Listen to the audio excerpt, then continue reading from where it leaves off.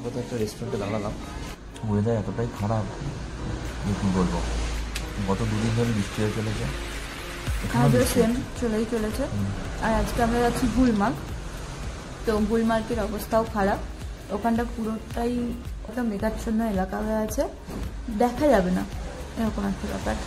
আমি phase 2 ticket পাইনি, আর phase 1 ticket পেয়েছি। এবার ফেজ 1 অবধি ঠিক আছে, কারণ আজকে যা ওয়েদার দেখছি ফেজ 2 হয়তো কিছু দেখাই যাবে, সাদা মেঘ হয়ে থাকবে।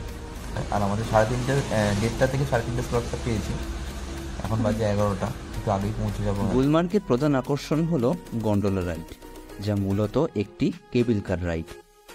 এই রাইডের এতটাই ডিমান্ড থাকে যে টিকিট পাওয়াই মুশকিল হয়ে যায়। যাই হোক, আপাতত আমরা ব্রেকফাস্ট সেরে শ্রীনগর থেকে রওনা দিয়েছি গুলমার্গের দিকে। দূরত্ব মোটামুটি 51 কিলোমিটার মতো।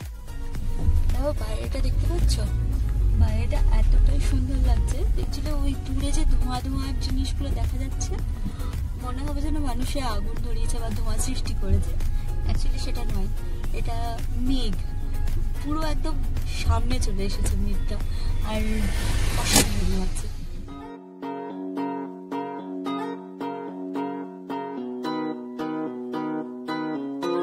সোনমার্গের মতো গুলমার্গেও আমাদের জ্যাকেট ও জুতো ভাড়া করতে হবে। তাই যাওয়ার পথে গাড়ি থামলো এই দোকানগুলোর সামনে। জায়গাটার নাম হলো ট্যাংমার্গ।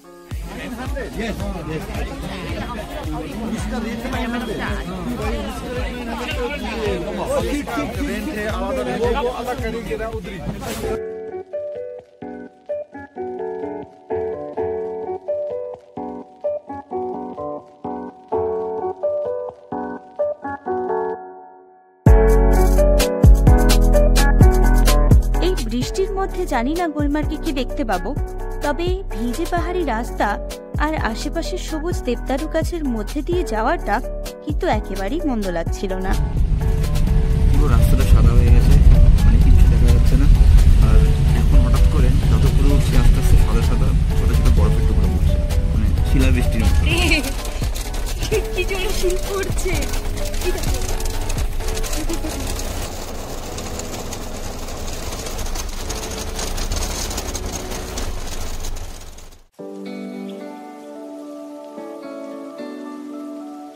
গাড়ি আমাদের পার্কিং এরিয়াতে নামিয়ে দিল, আর আমরা এই প্রবল বৃষ্টির মধ্যে নেমে কোথায় যে যেতে হবে তাই একটু বোঝার চেষ্টা করছিলাম।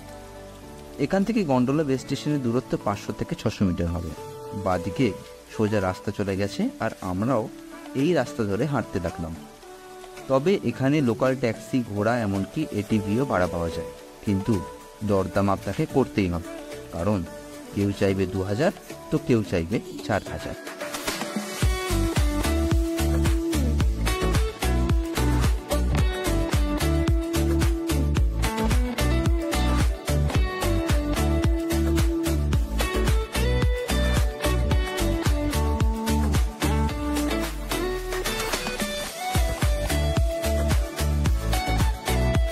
এই সিঁড়িতে উঠে একটু এগিয়ে গেলেই পড়বে গন্ডোলা রাইডের বেস স্টেশনের এন্ট্রি গেট। কেবল কারের মজা নিতেই মূলত মানুষ এখানে আসেন, তাই ভিড় এখানে বেশ ভালোই হয়। আমার আছে আধার কার্ড। হ্যাঁ, ঢুকে মানুষের ঢল দেখে অবাক হলাম। এত লম্বা লাইন, কি জানি কখন আমরা গন্ডোলা রাইডে চড়তে পারবো।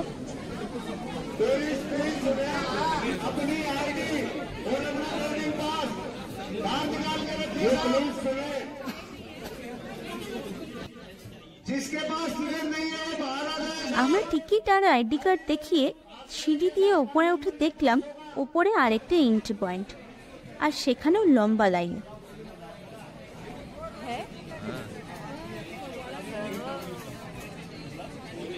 তো ফাইনালি 2:30 বাজলো, 1 ঘন্টা লাগলো পুরো লাইনে। এবার আমরা উঠবো, আলাদা রকম একটা এক্সাইটমেন্ট। ফাইনালি বসে পড়েছি।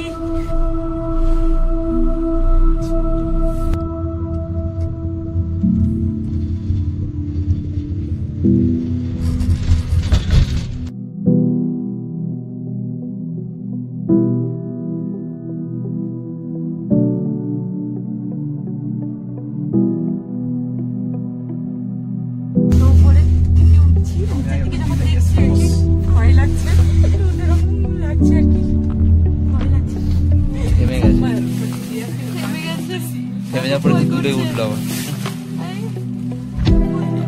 আরে ভালো লাগছে।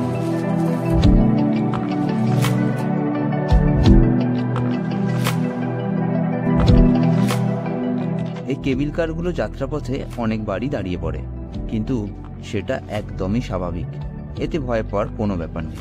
যাই হোক, আমরা এবার পৌঁছে গেলাম গুলমার্গ থেকে কংডোরি অর্থাৎ ফেজ 1, আর ফেজ 2 যেতে হলে কংডোরি থেকেই আপনাদের আরও উঁচুতে উঠতে হবে, যে জায়গার নাম আফারবাদ।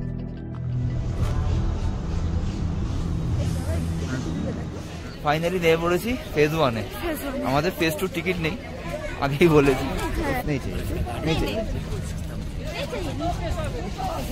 শুধু সাদা বরফ আর মেঘ। আচ্ছা, ফেজ 2টা ওইখান দিয়ে যাচ্ছে আগে, কিন্তু আগে তো পুরো সাদা হয়ে আছে। আমি জানি না ফেজ 2-তে কি দেখা যাবে। আবার বৃষ্টি স্টার্ট হয়ে গেছে, এবং খিদেও পেয়েছে, আর ফুল দামে বৃষ্টি স্টার্ট হয়ে গেছে আবার। ঠান্ডাটা খুব বেশি লাগছে।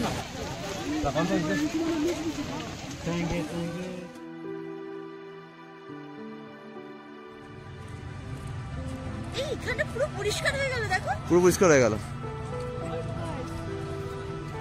পাহাড়ি ওয়েদারে কোনো ভরসা নেই। এক্ষুনি সাদা মেঘ হয়েছিল, পুরো ক্লিয়ার হয়ে গেল।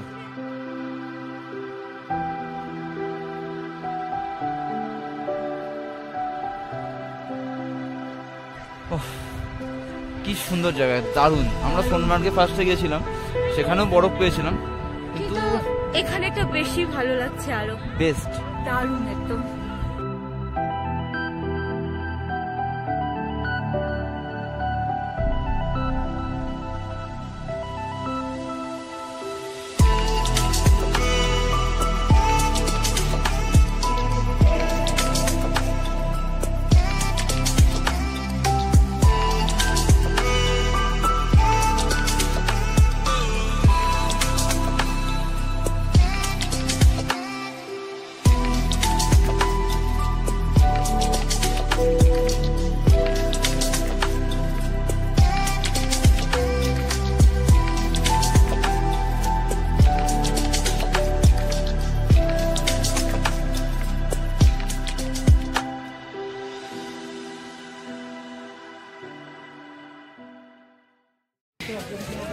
মোটামুটি ঘোরা কমপ্লিট হলো। এবার আমরা আবার রিটার্ন করবো জার্নি। হ্যাঁ, রিটার্ন জার্নি লাইন পড়েছে, আবার ওই দিক দিয়ে রিটার্ন জার্নি করতে হবে। বাবারে, মানে আসতেও লাইন, ফিরতেও লাইন।